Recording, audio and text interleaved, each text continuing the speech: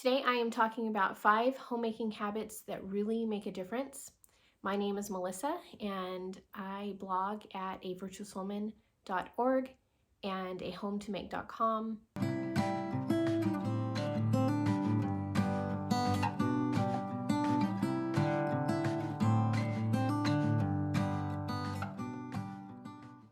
Today I'm talking about 5 homemaking habits that really make a difference.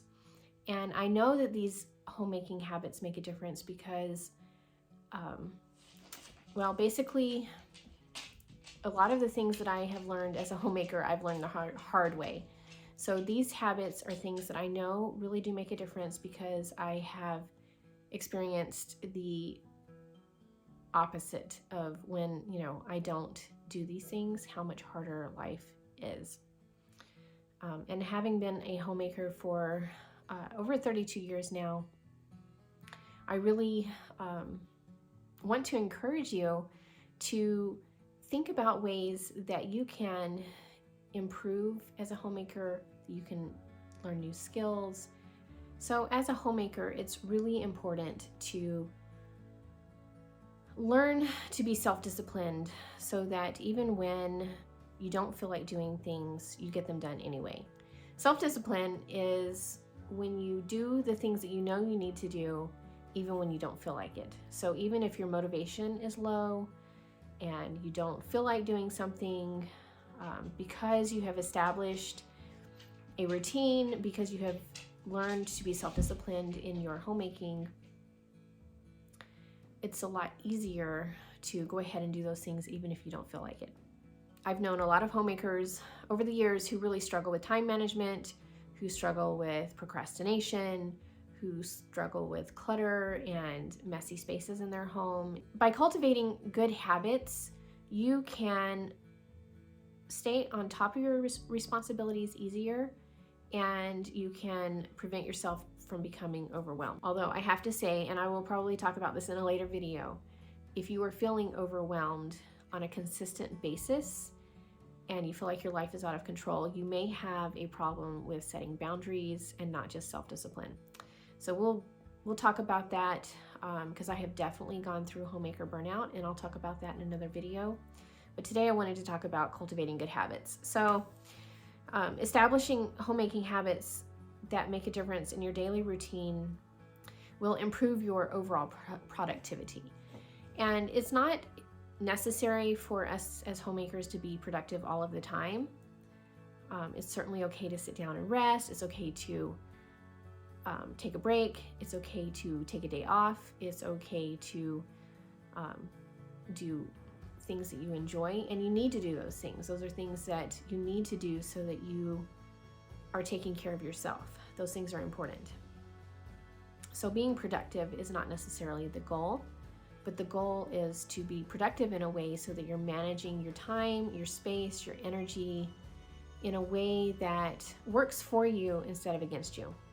With the right steps, you can start today. Like if you are not in a habit of, if you are not doing these habits already, you can start today and slowly start to transform your day at home as a homemaker.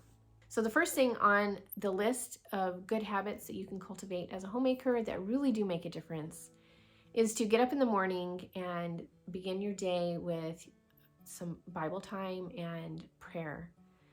I can't stress enough at how important prayer is for all of us, whether you're a homemaker or not, but that prayer is really going to set your tone for the day. It's going to get your heart right.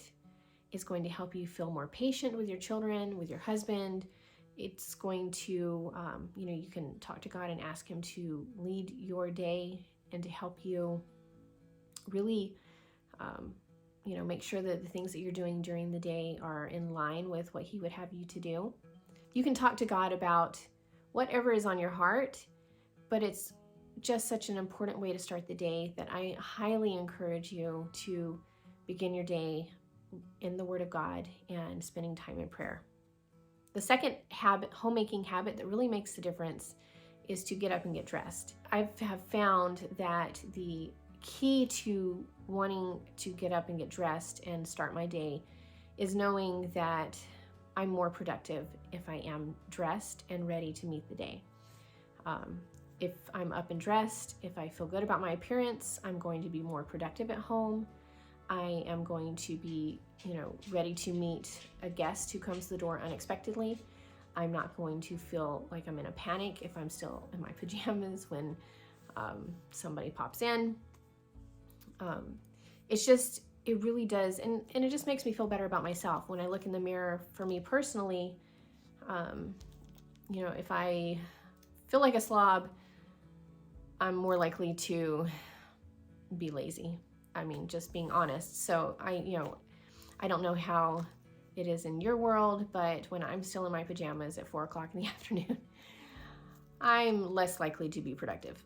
So getting up and getting dressed and, putting a little bit of makeup on or doing my hair really does help me to feel more productive and get more done during the day. The third homemaking habit that really makes a difference is to make a plan. When my kids were younger, I always used a planner. I kept a running list of things that I needed to do. I made lists for everything because I had so much in my head that I had to remember, and I needed a place to write it down. I personally enjoyed using a homemaking planner, and I have one available on my website. I will link that below, that you can download and print for free. But whether you use a planner or just have a notebook or even a scrap piece of paper that you write a list down, it's important to make a plan. You can do this the night before if that works best for you. I have done it both ways, write my list in the morning, write my list in the evening. Having a list of even just a few things that I want to prioritize and get done during the day really does help me be more productive. And now that my children are grown, and I've had a few weeks to adjust, and because when our grandchildren left, I really became an empty nester here a few weeks ago, and I've had to kind of figure out what I wanted my days to look like. But having a list and knowing, what things I want to get done during the day really is beneficial because it gives me purpose. And as a homemaker, sometimes it can feel like you're doing the same thing every single day. Maybe you don't feel like what you do really matters, but it does. And having a reason to get up in the morning, knowing what you want to do in the morning when you wake up. For instance, waking up early.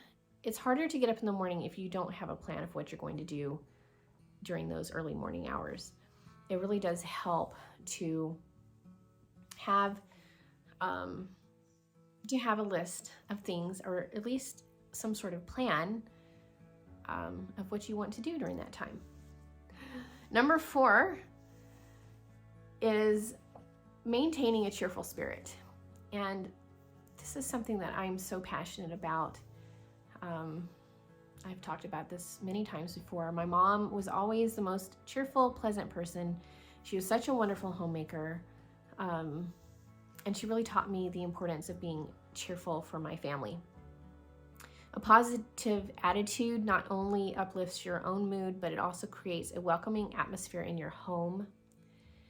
And choosing to greet your family with a smile, being patient if someone in your family is grumpy and not snapping back, and just sharing happiness and joy and, waking your family up with a cheerful attitude and a smile. It just really sets the tone for the day. It makes your days so much better. It makes your family members' day so much better. There's just nothing better than coming home and being around someone who is cheerful. Your joy can be infectious and it can light up your whole household. And I really want to encourage you to consider your attitude. I'm not saying that you have to be happy all of the time, but I am suggesting that even if things haven't gone your way, or if you're having kind of a rough day, that you can still maintain joy. You can still maintain a cheerful and pleasant attitude. You don't have to be grumpy. You don't have to be snappy. You don't have to yell. You don't have to you don't have to take out your frustrations on those around you. It's okay to feel emotions, but it's not okay to hurt people. So yeah, I really want to encourage you to think about your tone of voice, to think about the way you speak to your family, you know, and if there's room for improvement, work on it. Okay, Marla, go on, go lay down. Here, you lay down, up, come on, up, okay, lay down, come on. Okay, and number 5 is create a homemaking routine. This looks different for different people, and that's okay. My homemaking routine when my kids were growing up, and honestly, it has changed over the years. When my 5 children were at home, we homeschooled. Everyone had their chores that they had to do on a daily basis. But Sunday was really our major home cleaning day. Everybody would pitch in, everybody would, you know, have their assigned zones, their assigned chores, and everybody had their thing that they had to do before they got to have fun on Sundays. We go to church on Saturday, so Sunday was kind of like my catch-up day at home.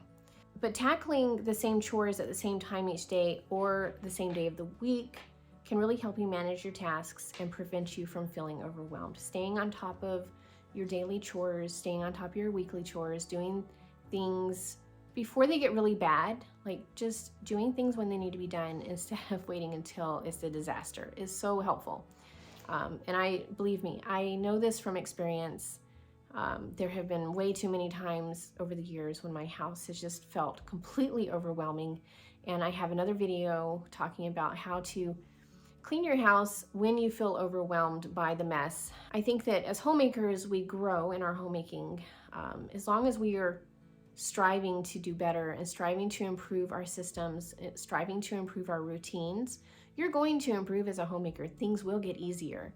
There will be hard days, but not every day is a hard day, and over time, it gets easier. It really does get easier. Okay, so let's recap the 5 homemaking habits that really make a difference. Number 1 was to read your Bible and pray first thing in the morning. Number 2 was to get dressed. Number 3 was to make a plan. Number 4 was have a cheerful attitude. And number 5 was to establish homemaking routines. I will be talking about homemaking routines and different types of routines that you can have in your homemaking, how to choose a good routine coming up. If you want to let me know which video you would be most interested in, I'll leave a few ideas in the description below, and you can tell me which video on routines you would like to hear or watch next. So I would love to hear your opinion and thoughts about that. So that's all for today's video. I hope that you have a wonderful day, and I hope that you're blessed in your homemaking. Be sure to leave a comment below and hit subscribe if you haven't already, and I will see you in the next video. Bye.